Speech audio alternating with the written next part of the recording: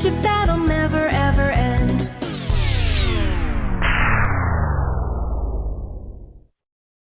Run!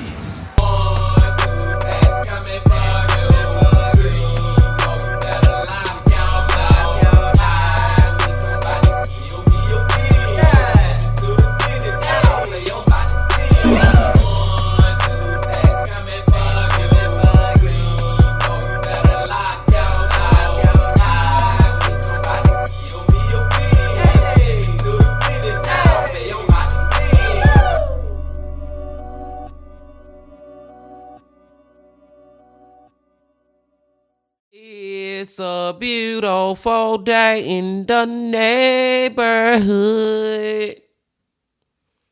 Reaction Beanie 0492. Day in the neighborhood. My brothers and sisters, as we proceed to give you what you need, it is another day. So y'all know who we're about to go back to. Adrian from Coffeehouse. Crime! Back to the coffee, man, y'all. Hope y'all doing excelente out there today. And I'm glad that you came on back to the channel once again. Fuck with the bean. And the title of the video is How an Evil Killer Was Tricked into Confession by His Best Friend. Now, I'm just gonna say this, y'all, because as soon as I read the title, this is what I thought about, and I'm keeping it for real, y'all. I'm being for real, y'all. I promise y'all when I say this. Let's just hypothetically say, because this won't really happen in a million years, but let's just hypothetically say that my mama was to just call me one day and just tell me that she murdered somebody. She killed somebody. She shot him in the head. She got mad at him about something and she killed him.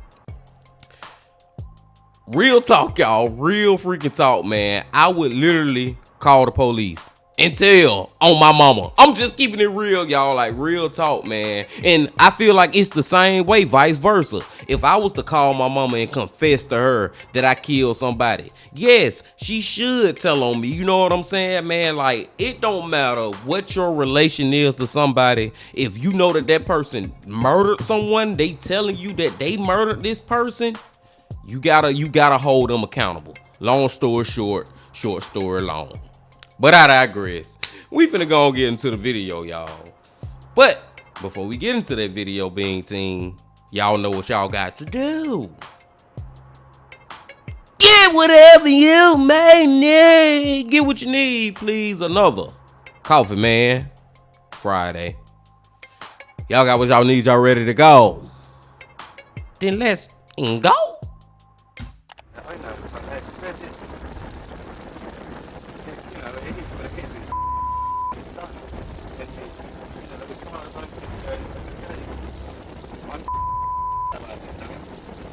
This is Darren Osmond, and unknown to him at the time, his confession to murdering his ex-partner was being recorded for the whole world to see, all conducted by a so-called friend who had been planted as part of a complex undercover operation. But this confession wouldn't come easy. In fact, it would take police more than 10 years to finally arrest and detain Claire Holland's killer. And that was only after he had slipped out of their hands once before already. So, who was Claire Holland? Who precisely was Darren Osmond? And why was he so willing to admit his guilt after getting away with murder for more than a decade? That's crazy. Welcome back to Coffeehouse Crime, folks. My name is Adrian, and today we're looking at the case of Claire Holland and how one of the most complex undercover operations finally caught her killer. By the way, if you like videos like this, I post up to twice a week here, so please consider subscribing. And now, with that said, please grab yourself a coffee and let's caffeinate while we investigate. This is the case of Claire Holland. Get whatever you may need.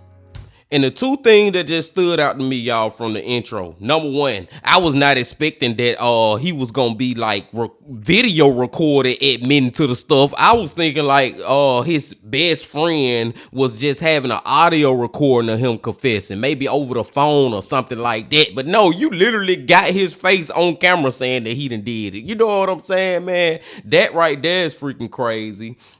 And then another thing that's crazy about it is that the fact that he got away with it for 10 plus years, my brothers and sisters. Like, this man got away with this for 10 plus years. And then I guess because he got so comfortable, like he really thought that he would never get caught after 10 plus years. So now he's starting to flap his gums. You know what I'm saying, man? Because if I'm not condoning it, but I'm just saying, if somebody was to murder somebody, you need to keep that shit to yourself forever. You don't never need to, that's something you need to take to your freaking grave. But I'm glad that he ended up flapping his gum to his so-called best friend. That's just the two things that stood out to me first. But let's go. 10 plus years he got away with it. Wow. Welcome back to Bristol, folks. Found in the southwest of England, Bristol is arguably one of the best cities in the country. Formerly a city centre port, it is now a cultural hub filled with fun things to do and plenty of delicious food to eat. After spending a couple years here myself, I could tell you a thing or two about Bristol. Walk along Clifton Suspension Bridge for some genuinely mesmerising views of the River Avon. And if you time your visit correctly, you can experience the annual Hot Air Balloon Festival, which takes place every August. And don't forget to try out the area's many famous local ciders. Lots and lots of cider. Anyway, with so much to do and a higher quality of life than the rest of England, it is no wonder that people in Bristol seem to be remarkably happier than the rest of the country. Even still, bad things happen in every city, and wherever humankind exists, so does evil. And on June the 7th, 2012, in the city of Bristol, a series of events would eventually collapse inward, triggering a very concerning disappearance. On June the 7th, a young woman named Claire Holland suddenly vanished. Her disappearance shocked her friends and her family, and there was no indication as to why she would voluntarily leave without saying something first. It isn't like she had any known enemies either. In fact, she was in the process of turning her life around for the better. Claire was known for being punctual and dependable when something really mattered. Now, of course, she loved to see her mother, with whom she had recently rekindled her relationship. The real reason she was so happy to go to these meetings, however, was so she could meet her youngest child, who, at the time, was in foster care. It was on this afternoon that her mother, Jacqueline, was early for the meeting. She liked to set a good example, and Claire was rather used to this. But as time ticked past the hour, internal alarm bells started to ring. Now, Jacqueline initially wasn't too worried. I mean, sure, it was strange, but at the same time, she was well aware of her daughter's past. After multiple failed attempts to try to contact her daughter, Jacqueline finally realized that maybe things were much more serious than she initially thought. I mean, even her social worker admitted that this was highly unusual and bizarre for Claire. She wouldn't answer any of her phone calls, and then she missed her next 2 follow-up meetings. As the hours and then days passed by, that is when the rest of Claire's family chimed in. And you have to try to understand the situation they were in here. When a loved one goes missing, silence is often the loudest noise to fill a room. Her agonizing absence was absolutely unbearable for her family. And that's exactly what I was about to say, y'all. Like, the fact that, let's just say your mama or your sister or your brother or your daddy, whoever, go missing. You know what I'm saying? Or not even go missing. They just not answering the phone for you. But you call them a couple times, then you think, oh, okay. Maybe they just busy. Maybe they phone off. Maybe it's on silent. Whatever. They'll talk to me later. And then after a while, you be like, you call them back after a while later, and they still not answering the phone, no nothing. So you don't hear from them. So now you calling other members of your family like, hey, have you heard from so and so? You know what I'm saying? Have you heard from your daddy? Have you heard from your mama? Have you heard from your sister? Have you heard from your brother or whatever? You know what I'm saying? And then they be like, no, I haven't heard from them. And then they get to call them, and even they not answering the phone for them. And that's when it be like, holy ish, my brothers and sisters, they just gone missing. That's when it really like set in that this person is not responding to nobody. Then when days go on, that whole family just in freaking a no man's land of freaking pain in their heart, wondering where the freak are their family member. Can you imagine it? So, within the week, her sister Sarah reported her as missing to the police. But before we continue our story, who exactly was Claire? Why was her disappearance so absolutely unusual? And what could have possibly happened to her?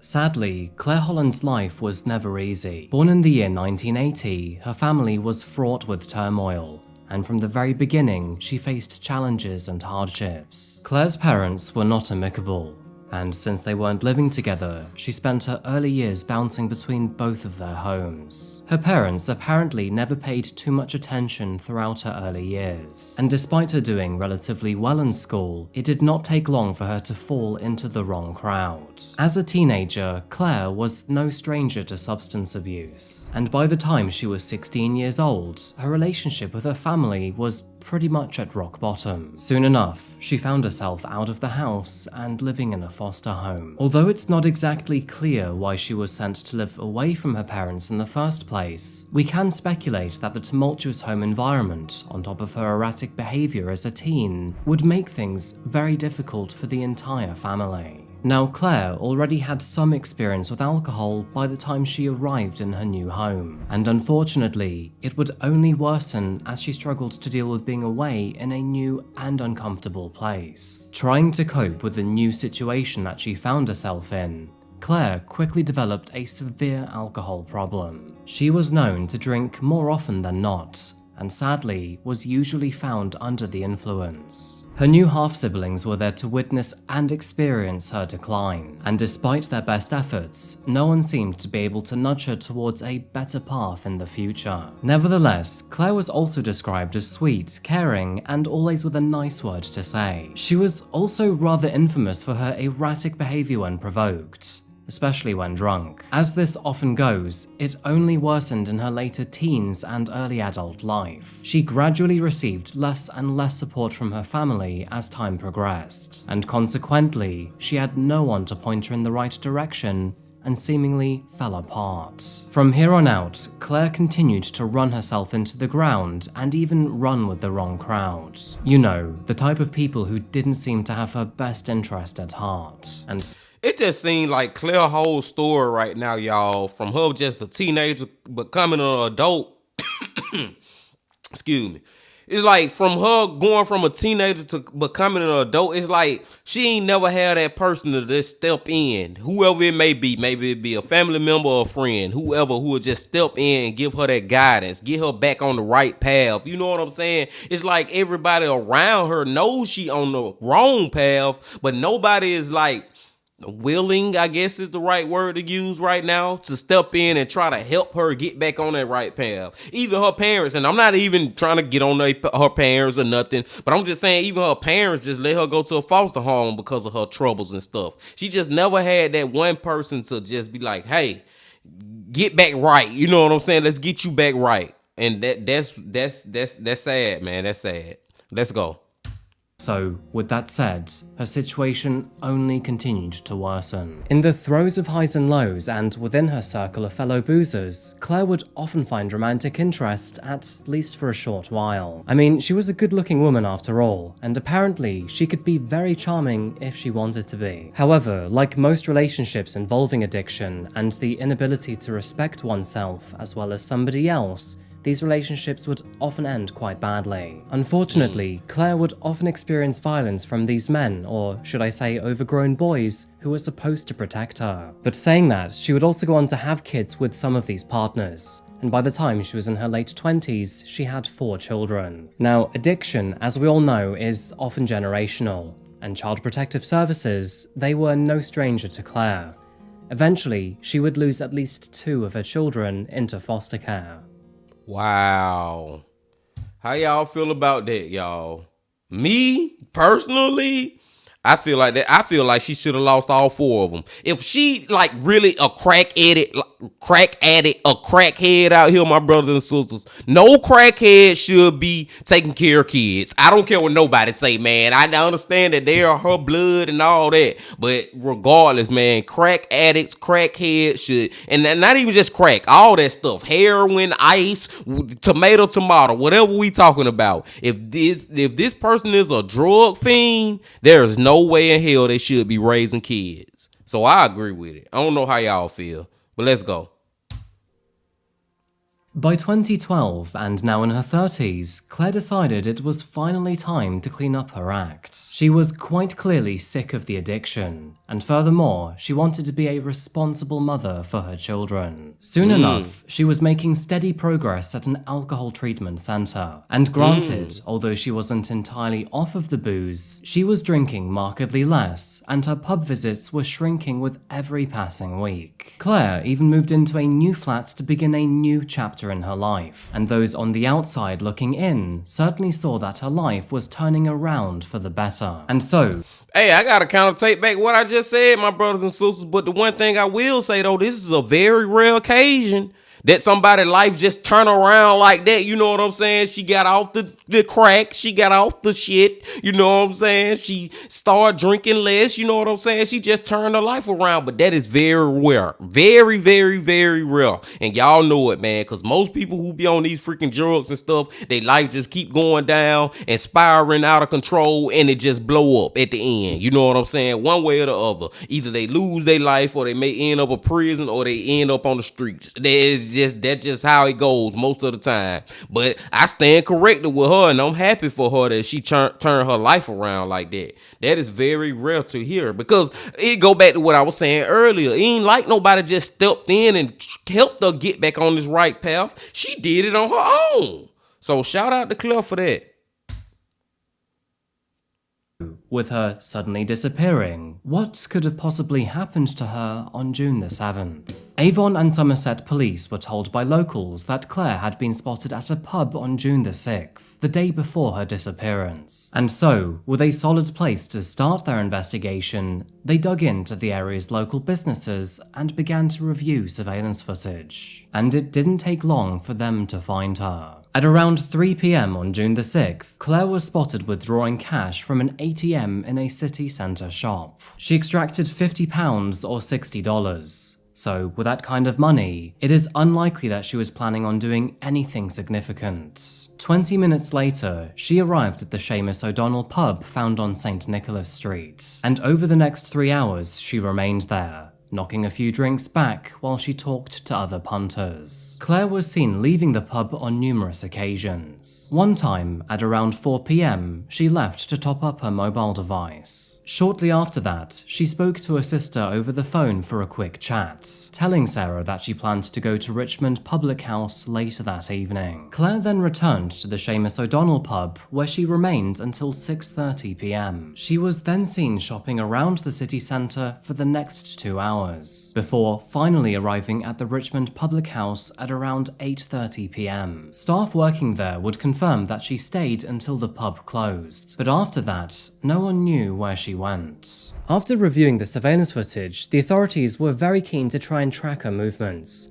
They would do this by contacting her friends and her family, and one of those they interviewed was a man named Darren Osmond. Now, Claire and Darren's relationship was not built on the most stable of foundations. They met during the more heavier years of her drinking, and as for Darren, he was no better than she was. About 4 years prior, the two would run into each other in a cafe and basically hit it off immediately.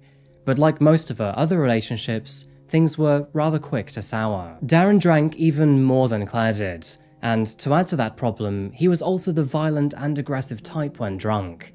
And so, when either of them were drinking, it would often end in arguing, shouting, and even pushing each other around. Now, despite their troubles, Claire was pregnant with his baby almost 2 years later, and tragically, both of them would continue to binge drink throughout her pregnancy.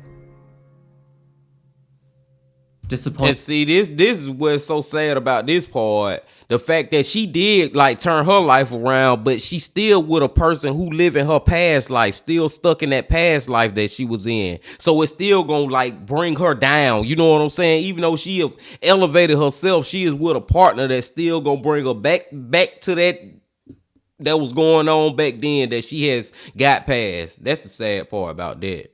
Disappointingly, it only took a few weeks after her child was born for it to be placed in foster care. At this point, Child Protective Services knew all about Claire's habits, and quite understandably, they didn't want to risk a new life growing up in such a turbulent environment. Social workers were also well aware that Claire was terrified of Darren, I mean, she'd even admitted to one of them that she wouldn't be surprised if he ever tried to kill her. Apparently, he had already tried to strangle her on at least one occasion. Now, despite social workers offering her a space to stay in a women's refuge, Claire seemed quite reluctant to go. But saying that, she did eventually wake up to the abusive relationship that she was in, and decided to put some much needed distance between herself and Darren. And although they did keep in regular contact, she was seeing him far less often than she used to. And of course, this alongside her minimal drinking and her change of scenery was doing great for her development. Although a foster family had now taken custody of their child, Claire was in regular contact with them and was very attentive to their well-being. In her mind, now was the time to lead by example, show her personal growth, and make sure that her children didn't end the same way she did.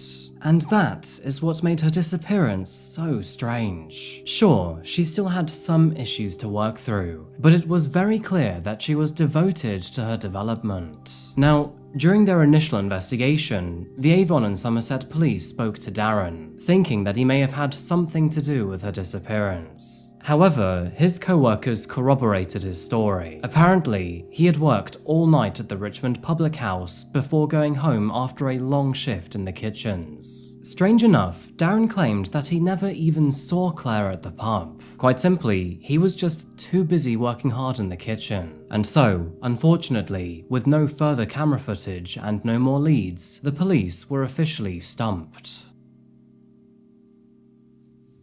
Claire's Yeah, right. You ain't see her that night. You seen her. You freaking murdered her, dude. But it's like, man, you just think about it, my brothers and sisters.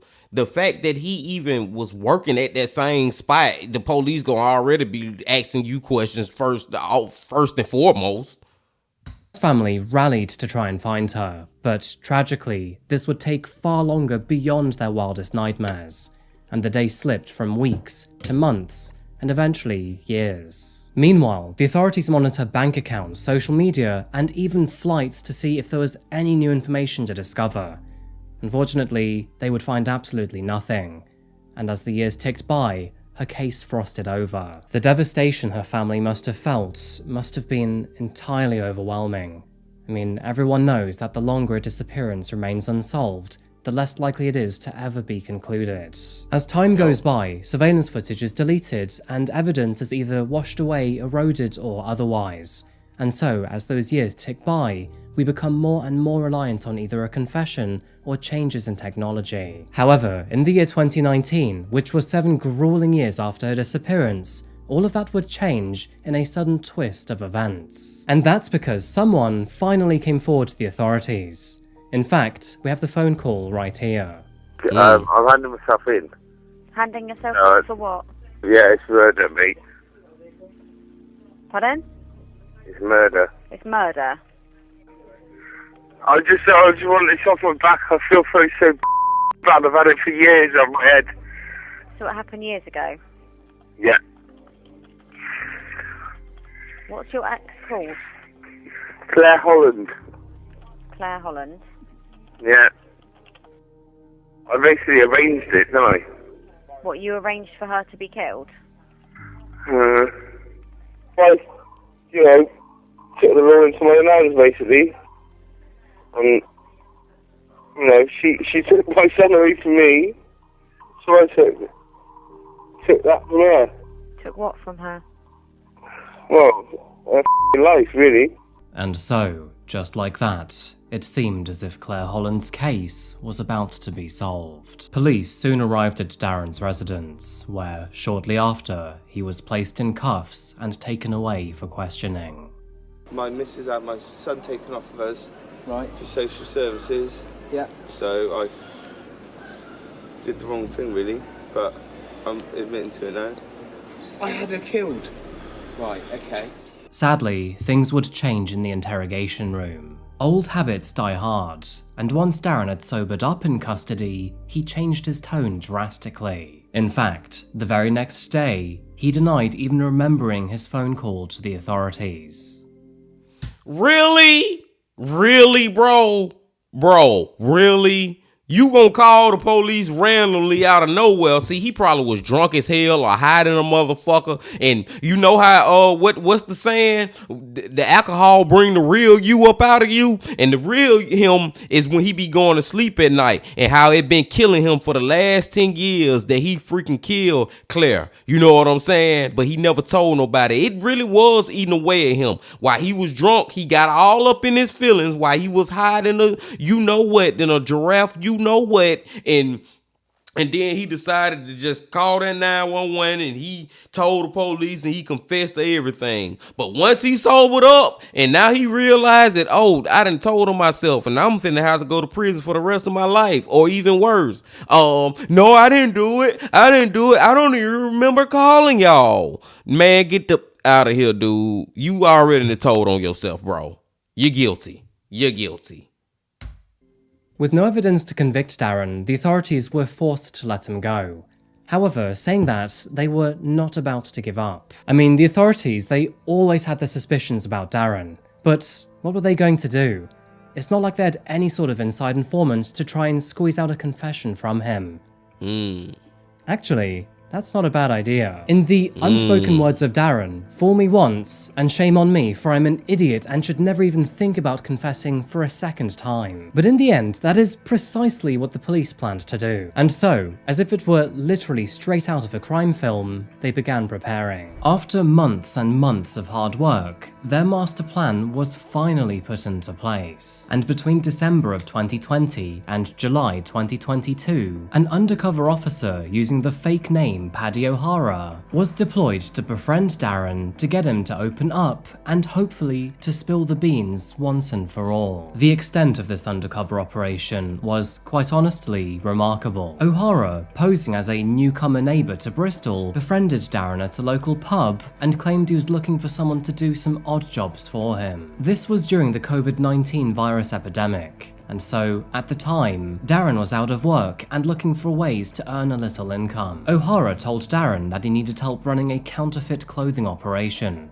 to which Darren, no surprise, quickly agreed. And so, over the next few months, Darren helped O'Hara with this operation, and the two went from shady co-workers to nearly legitimate friends. Now, at least in Darren's mind, the two were becoming close. They drank together, played pool and darts together, and, as time passed by, began to embark on even more illicit ventures together. The Avon Somerset police had carefully planned all of this, with the undercover cop and the police working together to plan fake illegal activities for the two to take part in to gain Darren's trust. The pair would make fake drug and gun runs, participated in several counterfeit scams, and even stole planted vehicles all around the country. From the outside in, it really was absurd, but to Darren, he was a sophisticated criminal. The man truly believed his wit and intelligence helped him land a clean track record. Bro probably thought he would make a great FBI agent, but little did he know,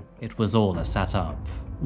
This was a very elaborate setup to get this man to confess that he did this ish. You know what I'm saying? The police got his ass good.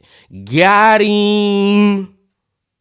Befriending the undercover investigator, Darren let his true nature come out. He told stories of how he would physically attack and threaten strangers, carry illegal weapons with him at all times, and even once how he brutally attacked a dog simply because it got in the way of his van. By the year 2022, and when O'Hara was convinced that Darren was in his back pocket, he was ready to set the bait, and now it was time to drop the lure and to see if Darren would bite. One day, and while drinking, O'Hara presented Darren with a fake news article from the 80s about a murder that took place in Dublin, and after telling him the story, he then implied that he was involved. And apparently, that was all it took for Darren to open up for the first time about Claire Holland.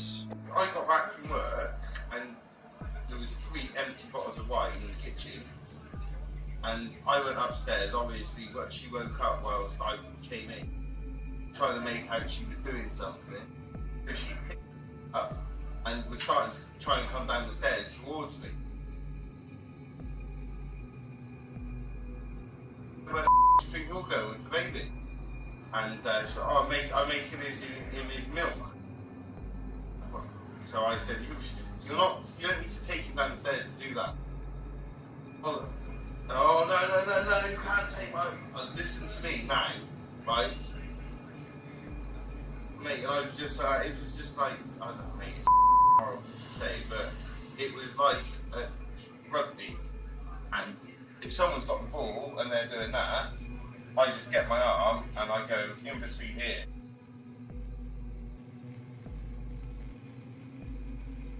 You know, and it was the same thing, I just went like that. It was like, no, right, that's mine, right? Same rugby, disappear, get out of and she wouldn't, so I, like I said, I did, so out the room, shut the door, so I take the milk and bring it back up there. She that's whatever happens. Surprisingly, Fool Me Twice, this wouldn't be the only time he talked about his involvement in Claire's disappearance. Over the following months, Darren confessed multiple times and to varying degrees about what he did to her, and as he became more comfortable, he would go into greater detail. But his final and most damning confession was made during one of these staged illegal gun runs, where, once again, it is clear that he felt like a very intelligent slimeball. While on the way to North Wales to collect some firearms, Darren finally revealed the full story to O'Hara, and all of this was caught in HD or thereabouts for the whole world to see. I know, but you know, it is what it is. It's done. And as far as I'm concerned, I'm about it now.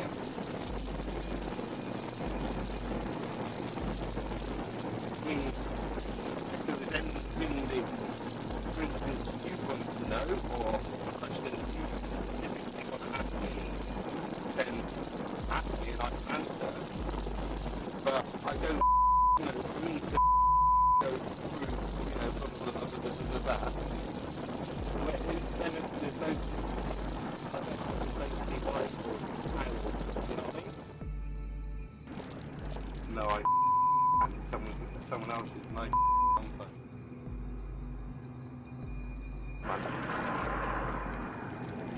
Yeah, man.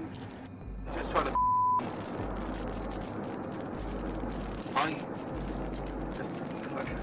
Honestly, like I said, as far as I'm concerned, I don't think, and it is, you know, keywords right now, I don't want to tell you. It's not that I don't want to talk to them, I just don't want to, I just want to get out of that. Not that, so it's not that I don't, it's not telling, I just wanted to forget about it. Because you know more than anybody knows, like my, you know, I hope it's not, I need to make sure because, you know what I mean, put it this way, life skills.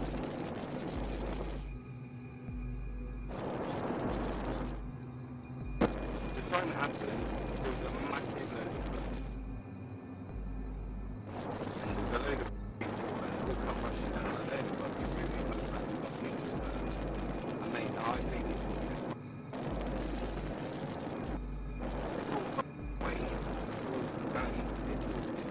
I don't see I don't know. This was a slam dunk for officers, and with this confession now available at hand, they decided to finally rearrest and charge Darren in August of 2022. Almost 1 year later, on October the 16th, 2023, Darren's trial for the murder of Claire Holland finally began. And while here, he would reveal the full story of what apparently happened to her for the whole courtroom to hear. Another thing that just stuck out in my mind while listening to him tell this whole story and stuff, y'all, is the fact that his child, your child, whose mama is the lady that you murdered, you know what I'm saying, for the last 10 plus years, did not know that they freaking daddy is the one who murdered their mama. You know what I'm saying? And they've been wondering who freaking murdered their mama all this freaking time, but then they gotta find out this. Like, dude, like, I just feel like a lot of these murderers, they either don't know or they don't care how many other people they affecting when they do stuff like this, man. Crazy.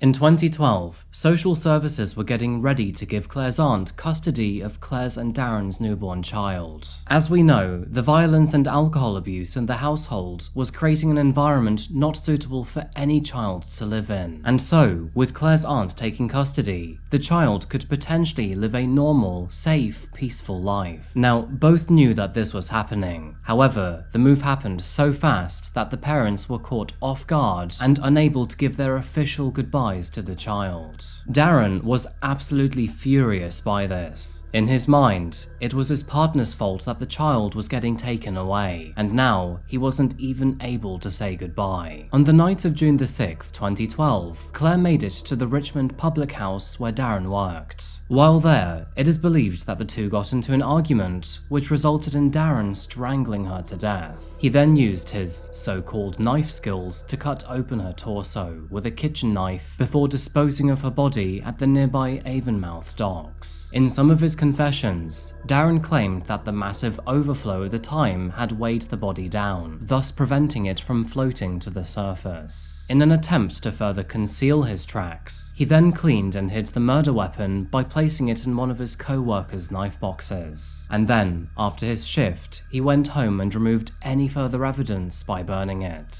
Now that Darren was charged and in custody, police were finally able to search the bar where he worked and the surrounding area. However, sadly, after multiple days of searching, no fresh evidence was found. Now, obviously, to try a murderer without finding a body, the prosecution team knew their case had to be rock solid. And so, taking all of his multiple admissions into account, his documented abuse of his partners, and his long history of dealing with social workers, they meticulously prepared their case.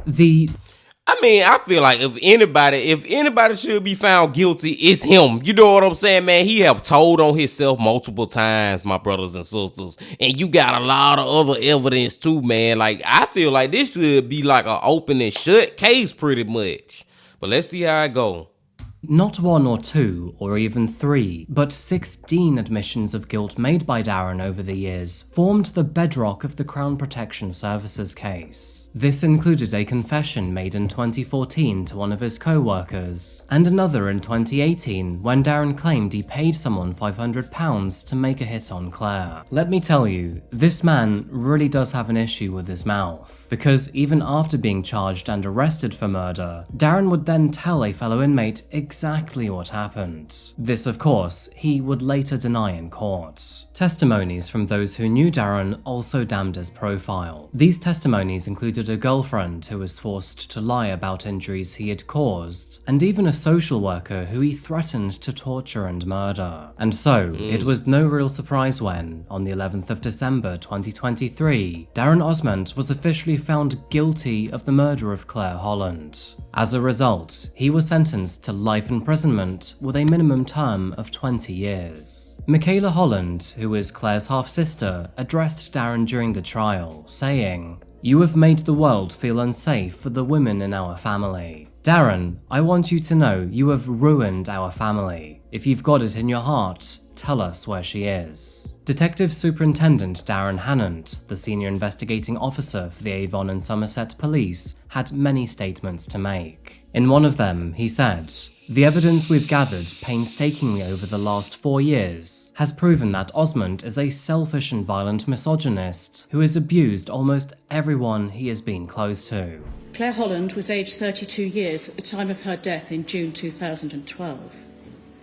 It is clear from the deeply moving impact statements that I have heard and read that she was a warm and vivacious person who was deeply loved. A fresh start was ahead of her. You robbed her of that fresh start. You robbed her of the future she deserved.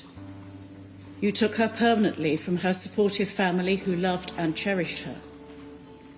You took her from her children, all of whom, including your own son, have had to grow up without her presence and her love. Darren Osmond, for the moment you can remain seated. I am to sentence you today for the murder of Claire Holland. For this grave offence, there is only one sentence prescribed by law, and that is imprisonment for life. And with that said, Darren's freedom was finally put to bed. Good. It's quite incredible to think that, despite Darren's sheer stupidity, he got away with Claire's murder for almost a decade. However, saying that, not even he could run away from this amazing undercover operation. Claire is remembered as a bubbly and bouncy sister who was looking forward to her future, one that was destined for personal development and growth. But sadly, she would never experience the fruits of her own labour. A monster found in the dark depths of her past would simply not let her go, and he would claim her before she could run away. For anyone out there who's battling substance abuse or alcoholism, please remember that you are never alone. And no matter what you think right now, a better version of yourself is just waiting for you to take that first step. I'm going to leave a few helpful links in the comment section down below for anyone who might want to read them. I mean, even if this helps just one person out there, I'm sure that Claire will be absolutely delighted to know that. Anyway folks, that pretty much finishes our case today, so thank you so much for making it this far and being here for the entire video. I really do appreciate it. Before you go though, what do you think about this story? What do you think happened to Claire's body? And what do you think about this undercover operation? I'm sure as for Darren, he is really going to struggle in trusting people in the future. If you want to support me in the channel, check out my Patreon here for early access or follow my social media here, most notably my Instagram. I'm about to post extra content over there very, very soon. Anyway folks, that is pretty much it today. Thank you again so much for watching, and as always, I'll see you again very soon for another one. Until that moment arrives though, remember to look after yourself, look after each other, and of course, as always, stay safe. Thank you, and goodbye. Another great Coffee Man Friday, my brothers and sisters, man. I really enjoyed watching this one with y'all, man. And it is crazy, like the Coffee Man said, that this dude got away with this for 10 years. This dumb motherfucker, you know what I'm saying, man? He got away with it for 10 years. And he flapped his gums a lot. I think Coffee Man said it was like 16 reported instances of him confessing to killing Claire over the years and stuff, man. They got him on camera. They got him on audio. It's like, dude. But then he'll tell people he did it. But then when he literally called he called the freaking police and told them he did it, y'all. And then, but when you get in court, oh, I ain't do it. I don't even remember calling the police. Like, it is so crazy, man. And it's sad when it comes to Claire too, y'all, because of the fact that this one of those rare occasions, man, I promise y'all, man, where a freaking a drug addict just get off the drugs without any intervention, anything. Like, she just decided one day in her life that I'm gonna change my life around, and she really did that. But like I also was saying, man, she still had somebody from that past life who was gonna bring her down. And what make it even more sad, my brothers and sisters, to just add another layer to it, is the fact that it went like that she was letting him bring her down. She was trying to get away from him. He wouldn't let it. He was the one who would not let her go and decided to freaking kill her, man. It is just like, dude, these murderers, man, I don't know, y'all. I don't even want to go on that whole tangent, man. All I was about to say, long story short, is short story long. I just don't understand why people feel like they should be the decider of when somebody should end, when somebody's life should end. You know what I'm saying? Why do people feel like I should be the one who decide that, okay, you not gonna live no more? Like, I don't know, man, but rest in peace to her. I like the y'all know I love the life sentence that he got, but the 20 years before parole, y'all know how I feel about that too, man. Fuck that. Go on, give him goddamn. You want to put some parole on him? Give him 100 years before he can get parole. How about that? If you want to do the parole thingy. But I digress, my brothers and sisters. I'm gonna let y'all go now, man. This has been a great Coffee Man Friday. I appreciate y'all coming on back as always. Before y'all leave, just please hit that like button, comment, subscribe, and do all that if you ain't did that yet. And I'll see y'all tomorrow for another The Wi-Fi Saturday. But until then, Bean Team, I also got this to say. Love, peace, and happiness. Stay safe. Don't stop. Keep going. Yeah.